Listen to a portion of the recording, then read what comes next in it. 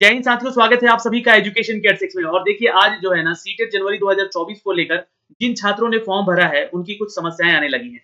ये समस्या तब खड़ी हुई जब मैंने उनसे पूछा कि क्या आपका आधार कार्ड आपके मोबाइल से लिंक है या नहीं है। तो उन्होंने कहा कि नहीं सर, लिंक नहीं है। तो बिल्कुल आपके साथ भी ये समस्या आ सकती है, इसलिए मैं ये फॉर्म भरने वाला वीडियो आपको बना के दे रहा हूँ। प्लीज वीडियो को अंत तक देखिएगा, स्टेप बाय स्टेप फॉर्म को कैसे भरना है और कौन सा कोड आपको यूज करना है अपने सब्जेक्ट को लेकर। ये सटीक जानकारी देंगे इस वीडियो के माध्यम से। अगर आप यहाँ पर बीएड हैं, डीएलएड है या बीएलएड है और अपियरिंग स्टूडेंट हैं, तो ये जानकारी आपके लिए बहुत ज्यादा इंपॉर्टेंट है। तो चलिए सबसे पहले तो मैं आपको स्टेप बाय स्टेप फॉर्म को तो कैसे भरना है और इन सब का जवाब जो है वहां पर देता रहूंगा। तो सबसे पहले देखिए, एक काम जरूर कर लीजिएगा आप लोग। जो भी छात्र यहाँ पर जो है अभी तक अपने मोबाइल को, है ना, मोबाइल को रजिस्टर्ड नहीं किया है अपने आधार के साथ, तो प्लीज कर लीजिए। क्योंकि आपको जो है डिजी लॉकर जो एक एप्लीकेशन होता है, उसमें तभी आपका जो है सर्टिफिकेट या मार्कशीट अपलोड हो पाएगा जब आपका मोबाइल आपके आधार से लिंक रहेगा। तो चलिए दोस्तों, इस वीडियो के माध्यम से फॉर्म को कैसे भरना है स्टेप बाय स्टेप देखते हैं इन सभी चीजों को। वैसे तो आपने इसका फॉर्म जरूर भर लिया होगा, लेकिन कुछ जानकारियां आपको इंपॉर्टेंट है यहाँ से, क्योंकि हम साझा करने जा रहे हैं। तो दोस्तों, हम हैं यहाँ पर सीटीईटी की ऑफिशियल वेबसाइट पे, जहाँ पे आप ये लिंक देख सकते हैं, मैंने डिस्क्रिप्शन में भी दे रखा है। और नीचे आएंगे जरा आप लोग, यहाँ पे एक लिंक एक्टिव हो चुका है दोस्तों, यहाँ से जाके आपको जो है क्लिक कर लेना है सीटेट अप्लाई फॉर 2024, यानी कि 2024 के लिए आप एप्लीकेशन आवेदन कर रहे हैं। दोस्तों, आप अगर ने लॉगिन कर लिया है तो अपना जो है लॉगिन आईडी या यहाँ पे डालकर एप्लीकेशन नंबर और पासवर्ड डाल के जो है यहाँ पे आप सिक्योरिटी कोड को डाल के जो है लॉगिन कर सकते हैं, साइन इन कर सकते हैं। अगर अगर आप यहाँ पर जो है एक फ्रेशर स्टूडेंट है और फिर से आप यहाँ पर फॉर्म भरने जा रहे हैं, तो आपको न्यू रजिस्ट्रेशन वाले सेक्शन पे क्लिक करना होगा। और यहाँ से जैसे ही आप क्लिक करेंगे तो देखिए 3 स्टेप है आपके फॉर्म को भरने का। जी हाँ, पहला स्टेप है आपके रजिस्ट्रेशन को करने का, एप्लीकेशन फॉर्म को भरने का और फीस पेमेंट करने का। अब ये तो चीजें जान गए आप लोग यहाँ पे, लेकिन इसका जो इसके रिगार्डिंग जो आप लोग का जो ये नोटिफिकेशन है, इसको एक बार जरूर रीड आउट कर लीजिएगा। फॉर्म भरने से पहले मैं आपको एक जानकारी दे दूं, इसके रिगार्डिंग मैंने तो फॉर्म का वीडियो भी बनाया है इस बुलेटिन के रिगार्डिंग, ठीक है। लेकिन एक जानकारी दे दूं कि इसका फॉर्म जो है सिर्फ ऑनलाइन भरा जाएगा। और दूसरी चीज यहाँ पर जो है दोस्तों, जो भी छात्र इसके लिए आवेदन करने जा रहे हैं, इनको बता दें कि जो जनरल ओबीसी में आते हैं छात्र, उनसे दोनों पेपर का फॉर्म आवेदन करने को लेकर, है ना, यहाँ पर 1200 रुपए लगेगा। और एक पेपर यानी पेपर 1 या पेपर 2 के लिए आवेदन करते हैं तो आपको यहाँ पर जो है 1000 रुपए लगेंगे। वहीं एससी एसटी के छात्र हैं या पीएच कैटेगरी के छात्र हैं तो 500 रुपए लगेंगे, और 1 और 2 एक किसी पेपर के लिए, और 600 रुपए जो है आपको दोनों पेपर के लिए चार्ज किए जाएंगे विथ जीएसटी। यहाँ पर ये पैसा आपका कटेगा। ऑनलाइन आवेदन कर सकते हैं डेबिट कार्ड, इंटरनेट बैंकिंग के थ्रू, है ना, ये जानकारी ले लीजिएगा। अब यहाँ पर एक जानकारी है आपके फोटो और सिग्नेचर को लेकर। अब ये छात्र लगातार पूछते हैं कि सर ये हमें एडिट कहाँ से करना है। तो फोटो रिसाइजर करके एक वेबसाइट है, आप उसको क्लिक कर लीजिएगा, ओपन कर लीजिएगा, अपना फोटो वहां पे डालिएगा तो ये 10 केबी में भी डाल के देगा, है ना। 10 केबी से 100 केबी के बीच में होना चाहिए। जेपीजी फॉर्मेट भी करके देगा आपको। 3 केबी से आपका जो है 30 केबी तक सिग्नेचर वाला होना चाहिए, और फोटो का जो साइज है आपका 10 केबी से 100 केबी के बीच में होना चाहिए। तो ये ज्यादा कठिन तो नहीं है, आप इसको इसमें रिसाइज कर सकते हैं। पर डायमेंशन का भी ध्यान रखिएगा, बहुत लोग का जो है ये अपडेट नहीं हो पाता है, जिसकी वजह से फोटो क्लियर नहीं हो पाता है। तो 3.5 सेंटीमीटर का विड्थ होना चाहिए और 4.5 सेंटीमीटर का हाइट होना चाहिए। वही डायमेंशन सिग्नेचर की बात करें हम, तो 3.5 सेंटीमीटर इंटू 1.5 सेंटीमीटर के हाइट के अनुसार इनका होना चाहिए। ये जानकारी आप रखिएगा जरूर से। दूसरा स्टेप होता है दोस्तों कि आपको पेमेंट करने का, है ना, पे एग्जामिनेशन फीस। फिर उसके बाद जो है आपका यहाँ पर स्लिप जो है आपको प्रिंट आउट लेना होता है। लेकिन इन सभी चीजों को पढ़ लीजिएगा एक बार रीड करके। और यहाँ पे I have downloaded information bulletin, यहाँ पे चूंकि आप लोगों ने इसको डाउनलोड करके पढ़ लिया है, इस पे यहाँ पे टिक मार लीजिएगा, ठीक है। ये बुलेटिन यहाँ पे दिया हुआ है, इसको डाउनलोड कर लीजिएगा। डाउनलोड करने के बाद ही आप फॉर्म भरिएगा। प्रोसीड टू क्लिक पे यहाँ पे जो है क्लिक टू प्रोसीड पे क्लिक करते हैं और आगे बढ़ते हैं। ये आपका रजिस्ट्रेशन पेज ओपन हो जाएगा, जहाँ पे आपको पर्सनल डिटेल, कॉन्टेक्ट डिटेल ये देना होगा आपको यहाँ पर। फिर उसके अलावा यहाँ पर जो है आपका परमानेंट एड्रेस देना होगा, और चूज पासवर्ड यहाँ पे करना होगा, और फिर आपको सिक्योरिटी पिन भी यहाँ पे आपको डालने होंगे। चलिए, तो अब यहाँ पे एक छात्र का मैं अगर इस फॉर्म को भरता हूँ, देखिए यहाँ पे क्या क्या चीजें मांगी गई है। तो कैंडिडेट का नेम यहाँ पे आपको, क्योंकि मैट्रिकुलेशन के सर्टिफिकेट पे आपका नाम है, वही डालिएगा। उसके अलावा फादर का नेम, मदर का नेम, डेट ऑफ बर्थ आपके मैट्रिकुलेशन के सर्टिफिकेट के अनुसार डालिएगा। जेंडर मेल है या फीमेल है, ये जानकारी है आपको यहाँ पे होनी चाहिए।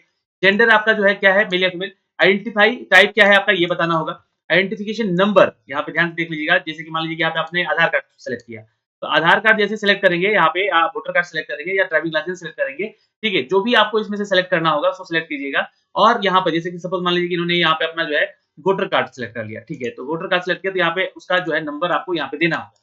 फिर उसके बाद नीचे आएंगे और यहाँ पे जो है आपका एड्रेस मांग रहा है, तो यहाँ पे अपना नाम दीजिएगा, अपना एड्रेस यहाँ से, और लोकेलिटी क्या है, कंट्री क्या है, स्टेट क्या है, डिस्ट्रिक्ट क्या है, पिन कोड कितना है, और ईमेल एड्रेस क्या है, ये जानकारी यहाँ से आप लोग दे दीजिएगा।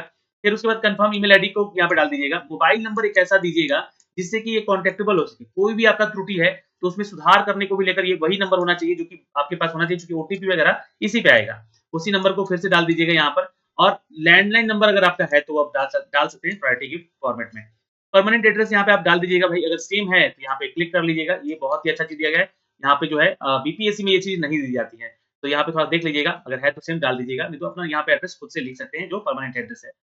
चूज़ योर पासवर्ड, यहाँ पे अपना पासवर्ड क्रिएट करना है, कंफर्म करना है। सिक्योरिटी क्वेश्चन यहाँ पे एक पूछेगा जो कि आपको याद रहना चाहिए, उसका क्वेश्चन का आंसर। तरह-तरह के क्वेश्चन होते हैं, तो आप लोग यहाँ पे अपना एक सिक्योरिटी क्वेश्चन डाल दीजिएगा, जैसे कि what is the name of your first school, ये तो सबको याद रहता है, ठीक है? तो यहाँ पे अपना स्कूल का नाम दे दीजिएगा, ठीक है? अब यहाँ पे सिक्योरिटी पिन जो है, यानी कि जो कैप्चा है ये वाला जो है कैप्चा यहाँ पे डाल देना है और सबमिट कर देना है।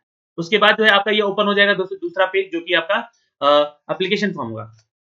अब इसको जो है आप सबमिट कर सकते हैं यहाँ पे क्लिक करके। जैसे अपना सारा डिटेल यहाँ पे आप लोग फिल अप कर लेते हैं तो। दोस्तों जैसे ही आप यहाँ पे सबमिट करते हैं तो आपके मोबाइल पे ये जो है एसएमएस जाएगा एक, ठीक है? और ये यहाँ पर जो है आपको एक मैसेज पॉपअप होगा। ये मैसेज कहता है कि please review the following information carefully. If you would like to change information entered, you may do so by pressing edit registration form button और press submit and send OTP. अगर आप ऐसा चाहते हैं कि आप में इसमें कुछ सुधार करना है, तो एडिट वाले सेक्शन पे यहाँ पे क्लिक कीजिएगा और आप सबमिट कीजिएगा फिर उसके बाद, ठीक है? ये तो अभी नहीं करना है हमें, इसको क्लोज़ करते हैं और यहाँ पे फिर देखते हैं कि और क्या-क्या चीज़ें यहाँ से माँगी गई है। अब यहाँ पे आपसे कुछ और चीज़ें माँगी जाएँगी, ऐसे ऊपर जाइएगा तो आपका सारा डिटेल दिखेगा जो कि आपने अभी रजिस्ट्रेशन फॉर्म में डाला है। यहाँ बोल रहा है कि particular checklist to be verified, जैसे कि आपका नाम, father name, mother name, date of birth, gender, address, mobile number, email address. तो इन सबको आप लोग चेक बॉक्स पे क्लिक कर लीजिएगा। जैसे ही इस पे आप सब पे क्लिक करेंगे तो यहाँ पे एक बटन आएगा सबमिट एंड सेंड ओटीपी, ठीक है? तो आपका जो है मोबाइल पे ओटीपी शेयर कर दिया जाएगा। अब आपका यहाँ पे जो है सबमिट हो गया, तो रजिस्ट्रेशन फॉर्म आपका सबमिट हो गया, कंप्लीटेड हो गया। यहाँ पे ग्रीन कलर में कंप्लीटेड लिख दिया। अब एप्लीकेशन फॉर्म की बारी है, उसके बाद पेमेंट की बारी है। तो यहाँ पर आपको जो दिखेगा एप्लीकेशन फॉर्म का लिंक और ये पेमेंट का लिंक। तो आपको क्या करना है, एप्लीकेशन फॉर्म पे क्लिक कर लेना है और यहाँ पे आके जो है आपको पर्सनल डिटेल पे क्लिक कर लेना है, ठीक है? जैसे आप इस पे क्लिक कर लिएगा, आगे का ये सारा डिटेल पूछेगा और क्या-क्या यहाँ पे डालना है आपको वो बताना होगा। जैसे कि नेशनैलिटी इंडियन होनी है, कैटेगरी आपकी क्या है, जनरल है, एससी-एसटी है, ओबीसी है, तो आप जिससे भी भरना चाहते हैं अपना कैटेगरी पता कर लीजिएगा। पीएच कैटेगरी से बिलॉन्ग करते हैं तो नहीं करते तो नो पे, यस करते हैं जैसे ही तो यहाँ पे आपसे पूछेगा कि किस तरह का डिसेबिलिटी है आपकी। यहाँ पे क्लिक करके इन सभी में से आपको सिलेक्ट करके बताना होगा कि किस कैटेगरी में आपकी डिसेबिलिटी है, नहीं तो यहाँ पे नो पे क्लिक करके आगे बढ़ेंगे। फिर उसके बाद पूछेगा कि are you a personal disability regarding the RPWD act 2016 के तहत आपको यहाँ पे स्क्राइब के तौर पे आपको चाहिए, जो कि आपके लिए राइट करेगा। तो यस कीजिएगा अगर ऐसी स्थिति में है आप, तो नहीं तो नो पे क्लिक कर लीजिएगा। तो यस करते हैं यहाँ पे जैसे ही, तो आपको जो है यहाँ पे आगे बढ़ जाना होगा। एम्प्लॉयमेंट स्टेटस देना होगा फिर आपका कि आप एम्प्लॉयड हैं या नहीं हैं, ठीक है? तो फिलहाल यहाँ पे हम लोग नो करते हैं और एम्प्लॉयमेंट स्टेटस पे करते हैं एम्प्लॉयमेंट एज़ अ टीचर कहीं काम कर रहे हैं, आपका खुद का बिज़नेस है, वो भी बता सकते हैं। नॉट एम्प्लॉयड हैं तो भी बता सकते हैं। एम्प्लॉयड अदर देन टीचर, तो अगर टीचिंग के अलावा और कोई काम कर रहे हैं तो भी बता सकते हैं। तो मैं यहाँ पे एम्प्लॉयड एज़ अ टीचर लिख देता हूँ और इस कैप्चे को जो है आपको बता दूँ कि यहाँ पे डाल देता हूँ, क्योंकि यहाँ पे सेव एंड नेक्स्ट पे क्लिक कर लेते हैं। अब दोस्तों आपको यहाँ पे ये जो है एप्लीकेशन फॉर्म खुलेगा। अब यहाँ पे जो है इन्फॉर्मेशन अपडेट करना है। अब यहीं पे ध्यान देना है क्योंकि यहाँ पे इम्पोर्टेंट इन्फॉर्मेशन आपको दिया गया है। अप्लाइंग फॉर, आप अगर चाहते हैं कि सिर्फ पेपर 1 के लिए अप्लाई करें, जो कि क्लास 1 टू 5 के लिए एलिजिबल होते हैं, तो इस पे क्लिक कर लीजिएगा। देखिए इस बार बीएड वालों को बाहर कर दिया गया है। तो बीएड वाले अब छात्र इसको तो आवेदन करेंगे नहीं, तो इसको छोड़ सकते हैं। पेपर 2 के लिए आप आवेदन कर सकते हैं क्लास 6 टू 8 के लिए। या तो फिर अगर आप यहाँ पे सेलेक्ट करते हैं बोथ पेपर, यानी कि आप चाहते हैं कि डीएलएड भी है और बीएड भी है, तो इसको सेलेक्ट कर लीजिएगा। यहाँ पे दोनों पेपर आपको देना होगा। सपोज़ मान लीजिए कि अगर आप देते हैं यहाँ पे तो इसका ₹1200 चार्ज है, अगर किसी एक को देते हैं, तो यहाँ पे 1000 आता है। तो सपोज़ मान लीजिए मैंने बोथ सेलेक्ट कर लिया। जैसे ही बोथ सेलेक्ट करेंगे यहाँ पे जो है लैंग्वेज पूछेगा। अब ये बहुत इंपॉर्टेंट है, क्योंकि यहाँ पे कोड पूछेगा। जैसे ही आप यहाँ पे डालेंगे सपोज़ लैंग्वेज और 1 2, ये बाद में क्या होता है कि किसी को पता नहीं होता है कि किस लैंग्वेज के लिए हमने लैंग्वेज 1 में कौन-सा पेपर डाला था, लैंग्वेज 2 में कौन-सा डाला था। ये छात्र भूल जाते हैं। तो वहाँ पे सेलेक्ट कर लेते हैं गलत जब एग्ज़ाम देते हैं तो। तो सपोज़ याद रखिएगा पहले में हमेशा प्रायोरिटी हिंदी को रखिए, ताकि आपकी ये लैंग्वेज जो है ना? अगर आपको इंग्लिश पसंद है, आप इंग्लिश भी डाल सकते हैं, ऐसा नहीं है। दूसरा मैंने यहाँ पे इंग्लिश डाल दिया। अब आप यहाँ पे जो है इनमें से कोई एक भाषा चूज़ कर सकते हैं। देख सकते हैं भारत की इतनी भाषाएँ हैं, इनमें से कोई भी एक भाषा चूज़ कर सकते हैं। मैंने यहाँ पे इंग्लिश चूज़ कर दिया। अब यहाँ पे जो है आप लोगों को पूछ रहा है कि minimum education qualification for 1 to 5। जैसे ही यहाँ पे क्लिक करेंगे तो ये कोड आएगा, देखिएगा ये कोड आएगा आपका 1 2 3 4। अब ये कोड के क्वालिफिकेशन यहाँ पे दिए गए हैं, थोड़ा-सा इसको समझते हैं हम लोग, है ना? देखिए यहाँ पे कोड जो दिया गया है सीनियर सेकेंडरी के लिए दिया गया है, जैसे कि अगर जैसे ही 1 टू 5 प्ले करते हैं, तो 12th पास होना चाहिए या उसके इक्विवेलेंट होना चाहिए विथ एटलीस्ट 50%। और यहाँ पे बोला गया है कि एंड पास और अपीयरिंग, क्योंकि आपको बता दें कि यहाँ पर सीटेट जो है अपीयरिंग वालों को भी मौका देता है कि आप एग्ज़ाम दे दीजिए। तो अगर आप 12th में अपीयरिंग हैं, अभी हैं, तो भी आप यहाँ पे फॉर्म भर सकते हैं और अपीयरिंग इन फाइनल ईयर। ठीक है, लेकिन फाइनल ईयर में होना चाहिए। Of second year diploma in elementary education, अगर आप डीएलएड भी कर रहे हैं, तो अपीयरिंग में हैं, तो भी आप आवेदन कर सकते हैं, बस बशर्ते कि आपका फाइनल ईयर में होना ज़रूरी है। तो ये क्वालिफिकेशन है, ठीक है। अगला क्वालिफिकेशन है दोस्तों यहाँ पे कि सीनियर सेकेंडरी यानी कि 12th क्लास आपका होना चाहिए विद एटलीस्ट 45% मार्क्स पास और appearing in the final year of, देखिए 40% पास मांगा। देखिए सॉरी, यहाँ पे देखिएगा ये जो चीजें हैं, ये 12th आपका पास होना चाहिए, है ना, माफ करेंगे, ये पास होना चाहिए, यहाँ भी पास मांगा गया है, लेकिन अपीयरिंग किसमें मांगा गया है? डीएलएड अगर आप लोग कर रहे हैं, है ना, डीएलएड जो एलिमेंट्री एजुकेशन है वो कर रहे हैं, उसमें अपीयरिंग है, फाइनल ईयर में है, तो यहाँ पे आप इसको चूज कर सकते हैं। ठीक है, जो भी कोर्स कर रहे हैं उसके लिए रिगार्डिंग दिया गया है। तीसरा जो है आपका कोड क्या दिया गया है, तो सीनियर सेकेंडरी जो है छात्र यहाँ पर वो 50% मार्क्स के साथ यहाँ पे पास होने चाहिए और अपीयरिंग है फाइनल ईयर में, जैसे कि 4 साल का जो लोग बीएलएड करता है ना, बीएलएड देखिए लिखा है ना बीएलएड, तो ये जो है इंटीग्रेटेड कोर्स होता है, जैसे कि आप लोग जो है ना 12th के बाद जो है चाहते हैं कि ग्रेजुएशन भी हो जाए और हमारा बीएड भी हो जाए, तो उसको हम लोग बीएलएड कहते हैं। दोस्तों ऐसे कोर्स को, तो यहाँ पे आप ये एलिमेंट्री एजुकेशन ही है, इसको आप सेलेक्ट कर सकते हैं, ऐसा कोर्स कर रहे हैं तो। अगर आप यहाँ पे 12th पास है 50% के साथ, या फिर अपीयरिंग है फाइनल ईयर के आप डिप्लोमा में, जो कि स्पेशल एजुकेटर के लिए होता है। अब ये स्पेशल एजुकेशन क्या है सर? तो इसको मान्यता देती है दोस्तों भारत सरकार की आरसीआई यानी कि भारतीय पुनर्वास परिषद, जो कि इसको मान्यता देती है इस क्वालिफिकेशन को। यहाँ पे इस 1 साल का बीएड होता है, 2 साल का भी बीएड होता है। तो ये अगर आपने यहाँ पे किया है या डीएलएड किया है, तो 1 to 5 के लिए इधर आप आवेदन कर सकते हैं, या कर रहे हैं तो भी आप इसके लिए एलिजिबल होंगे यहाँ पे, ठीक है? तो ये अपीयरिंग के लिए भी बोल दिया गया। तो भाई चलिए यहाँ पे मैं जो है पहला वाला सिलेक्ट करता हूँ, क्योंकि यहाँ पे जो है छात्र जो है वो 12th पास है, ठीक है, और 50% के साथ पास है, ठीक है, ये कुछ चीज क्लियर है आपका। फिर उसके बाद जो है, तो इनमें से जो है कोई भी आप सिलेक्ट कीजिएगा 1 2 3 4, तो यहाँ पे सिलेक्ट कीजिएगा 1 को सिलेक्ट कर लीजिएगा, ठीक है, ये हो गया। अब दूसरा यहाँ पर देखिएगा दिया है 6 to 8 के लिए कौन सा सिलेक्ट करना चाहते हैं। यहाँ पे दिया है 8 तरह का क्वालिफिकेशन, ग्रेजुएशन है आपका, अपीयरिंग में है, आप अगर डिप्लोमा एलिमेंट्री के तो भी आप आवेदन कर सकते हैं, है ना, क्योंकि ग्रेजुएशन के बाद ही डीएलएड का कोर्स मांगा मांगा जाता है, बीपीएससी में भी ऐसा ही मांगा गया। फिर एटलीस्ट 50% मार्क्स होना चाहिए आपका ग्रेजुएशन में, पोस्ट ग्रेजुएशन में, और ये ध्यान रखिएगा यही चीज जो है ना आप लोग को बीपीएससी में भी लिख रहा है, 50% मार्क्स होना चाहिए ग्रेजुएशन में, और in post graduation pass appearing in the final year bachelor of education elementary. तो ये ध्यान रखिएगा, ये जो है आपका 50% आपका तो होना चाहिए ग्रेजुएशन में, आइदर इन जो है लिखा गया है, आइदर इन ग्रेजुएशन और इन पोस्ट ग्रेजुएशन, है ना, इसमें हो या फिर इसमें हो, 50% हो, आप पास हो तो ठीक है। और अगर आप बीएड में अपीयरिंग हो अभी सपोज, तो भी आप इधर आवेदन कर सकते हो सीटेट के लिए। फिर आते हैं दोस्तों तीसरे पे यहाँ पे कि क्या बोलता है कि 45% के साथ आपका जो है पास होना चाहिए, ठीक है, बैचलर डिग्री, ये ध्यान रखिएगा, बैचलर इन एजुकेशन यानी कि आपका बीएड पास होना चाहिए, और 45% के साथ ग्रेजुएशन अगर आपका है, तो आपको क्या करना है, in accordance with the NCT, ये एनसीटी का गाइडलाइन कहता है कि इसके टाइम टू टाइम जो है रिगार्ड को देखा जाएगा, मतलब कि कोई भी राज्य सरकार, जैसे बिहार में क्या हो रहा है कि 45% है ना आपका ग्रेजुएशन, तो आपका पीजी में कम से कम 50% होना चाहिए, उन्होंने अपना गाइडलाइन जारी किया। पर एनसीटी की गाइडलाइन के अनुसार यहाँ पे जो है 45% है, ये गाइडलाइन भी इसका 2007 का है या 2001 का है, ऐसे कुछ है, लेकिन यहाँ पे बोला गया है कि आपका 45% है, तो भी इधर आप आवेदन कर सकते हैं। अगर आपने साथ में बीएड किया है, तो भी आप इधर आवेदन कर सकते हैं, है ना? और चौथा कहता है यहाँ पर कि सीनियर सेकेंडरी के लिए यहाँ पर है, जो भी लोग सीनियर सेकेंडरी के यानी कि 12th पास हैं, with at least 50% and pass appearing in the final 4 year, यानी कि बीएलएड कर रहे हैं, ठीक है, और आपका 50% के साथ 12th है, तो बीएलएड वाले भी छात्र इधर आवेदन कर सकते हैं पेपर 2 के लिए, ये ध्यान रखिएगा।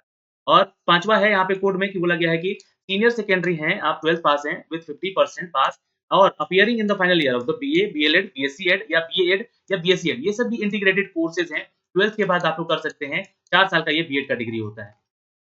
फिर उसके बाद जो है ग्रेजुएशन विथ एटलीस्ट 50% मार्क्स होना चाहिए, तो भी आप इधर आवेदन कर सकते हैं, एंड पास और appearing in the final year BEd, special education, special educator के लिए बोला गया कि आप अपीयरिंग है तो भी इधर आवेदन कर सकते हैं सीटेट पेपर 2 के लिए। फिर दिया गया है यहाँ पे दोस्तों की देखिए, in any candidate have qualified BEd programme recognized by the NCT eligible to appear in the TET or CTET. Moreover, as per the existing TET guideline circulated in the NCT letter dated by the 11 फरवरी 2011, मतलब इस date के अनुसार जो circulate किया गया था आपका guideline, उसके अनुसार अगर आपने बीएड प्रोग्राम कर लिया है एनसीटी के तहत, तो भी आप एलिजिबल होंगे सीटेट पेपर 2 के भरने के लिए। A person who is pursuing in teacher education courses, अगर आप परसुइंग कर रहे हैं यानी कि एलिजिबल हैं, तो भी आप इधर आवेदन कर सकते हैं, लेकिन गाइडलाइन जो है आपका एनसीटी और देन आरसीआई के तहत होना चाहिए। ये स्पेशल एजुकेटर की बात हो रही है यहाँ, ठीक है। एक और है 8वां यहाँ पर कि post graduate with in the minimum 55% marks, आपका अगर 55% के साथ है, तो आप इधर सीटेट पेपर 2 का आवेदन कर सकते हैं। और अपीयरिंग है आप अगर फाइनल ईयर में 3 ईयर इंटीग्रेटेड बीएड या एमएड कर रहे हैं, तो भी आप इधर आवेदन कर सकते हैं। ये एलिजिबिलिटी हो गई इसकी, तो आप जो भी इसमें आप एलिजिबिलिटी रखते हैं, उसके लिए सिलेक्ट कीजिए। सपोज यहाँ भी इन्होंने जो है पहला ही मेरे को सिलेक्ट कर लेना है, ठीक है। और फिर उसके बाद जो है आपका सब्जेक्ट ऑफर्ड यहाँ पे बता दीजिएगा सब्जेक्ट कौन से हैं, तो आप किसके लिए जाना चाहते हैं, है ना? कि मैथ्स के लिए मैथ साइंस के लिए या सोशल साइंस के लिए। सपोज़ चलिए सोशल साइंस या फिर सपोज़ चलिए मैथमेटिक्स हम सेलेक्ट करते हैं। अब यहाँ पे बोल रहा है कि ये एग्ज़ाम क्वालीफाइंग एग्ज़ामिनेशन, तो आपने कौन-सा एग्ज़ामिनेशन से पास किया है? डिप्लोमा आपने डीएलएड पास किया है या डिग्री इन एजुकेशन यानी कि बीएड पास किया है। ठीक है, तो ये जो है आपको बताना है कि बीएड है या डीएलएड है। तो आप अगर बीएड है तो इस पे क्लिक कर लीजिएगा और आप डीएलएड दोनों हैं, तो दोनों पे क्लिक कर लीजिएगा, नहीं तो ये किसी एक पे क्लिक करिएगा। अब यहाँ पे आपको चॉइस ऑफ सेंटर देना है। ये ध्यान रखिएगा ये चॉइस ऑफ सेंटर जल्दी से भरिएगा फॉर्म, तो ही आपको मिल पाता है और यहाँ पे 8 तरह का सेंटर यहाँ पे माँगा गया है, ठीक है? तो चलिए यहाँ पे सेंटर चूज़ करके यहाँ पे इस कैप्चे को यहाँ पे डाल देते हैं और सबमिट कर देते हैं। सबमिट करने के बाद जैसे आपका क्वालिफिकेशन डिटेल माँगेगा, देख सकते हैं और यहाँ पे अपलोड फोटोग्राफ और सिग्नेचर करवाएगा। देखते हैं यहाँ पे आगे क्या प्रोसेस है। अब आगे चलते हैं, यहाँ पे बोलेगा कि आप जो है ये क्वालिफ़िकेशन डिटेल डालिए। यहाँ पे देखिएगा तो डिप मैंने दोनों जगह पे सिलेक्ट किया था इसलिए दोनों खुल रहा है यहाँ पर डिग्री वाला भी और डिप्लोमा वाला भी।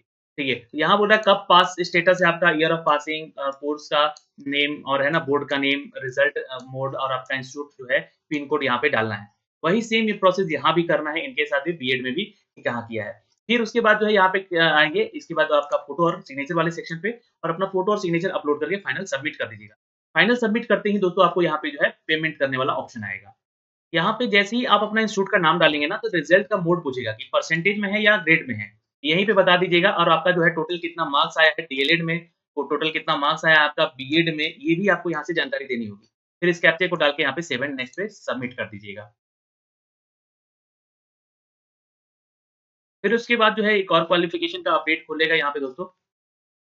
ये है आपका फ़ोटो और सिग्नेचर का अपडेट। अब यहाँ पे जैसे कि आप अपना फ़ोटो और सिग्नेचर अपलोड करके जो है फाइनली सबमिट कर दीजिएगा, यहाँ पे फाइनल सबमिट वाले सेक्शन पे आके। चलिए, जैसे ही आप अपलोड कर देंगे, तो यहाँ पे दिखलाएगा कि आपका फ़ोटो वगैरह अपलोड हो गया है। क्लिक करके देख सकते हैं आप लोग, ठीक है? और यहाँ पे इस कैप्चे को डालिएगा और स सेव एंड नेक्स्ट पे सबमिट कर लीजिएगा। फिर आपको एक मैसेज आ जाएगा कि फाइनल सबमिट हो चुका है और आप मेन्यू पे सीधे जा सकते हैं। लेफ्ट साइड पे मेन्यू बार पे जाके चेक कर सकते हैं। और ये आपकी सारी डिटेल इधर दिखेंगे, है ना? और नीचे आकर जो है आप इस आई एग्री वाले सेक्शन पे क्लिक कर लीजिएगा, है ना? और ये सारी डिटेल जो है आपने डाला है, जो सही-सही डाला है, इस पे चेक कर लीजिएगा और चेक कर के ये सारी टिक करिएगा। चूँकि मैं यहाँ पे चेक कर चुका हूँ और यहाँ पे आई एग्री पे क्लिक करके फाइनल सबमिट पे एप्लीकेशन पे क्लिक कर देता हूँ और येस कर देता हूँ। अब यहाँ पे सारा डिटेल मेरा अपडेट हो चुका है, अब सिर्फ पेमेंट बचा है, तो अब मैं यहाँ से जाके अपना पेमेंट कर दूँगा और आप भी अपना पेमेंट कर सकते हैं ऑनलाइन सारी चीज़ों को लेकर। तो दोस्तों इस तरीके से जो है आप अपना सीटेट का फॉर्म भर सकते हैं। मैंने आपको दिखाया यहाँ पर कि कोड को कैसे समझना है, क्योंकि कोड को ही समझेंगे नहीं तो शायद ये गलती हो जाएगी और ये गलती हमेशा के लिए आपके सर्टिफ़िकेट पे रहेगी, क्योंकि ये जो है गलती आपके लाइफ़ टाइम हो जाएगी, क्योंकि लाइफ़ टाइम वैलिड मिलता है, ये सारी चीज़ें पास होते हैं आप तो। तो इस चीज़ का जानकारी बहुत ही सावधानी से भरना है आपको, ठीक है? तो अभी के लिए इस वीडियो में इतना ही, फिर मिलेंगे अगली वीडियो में। जय हिंद।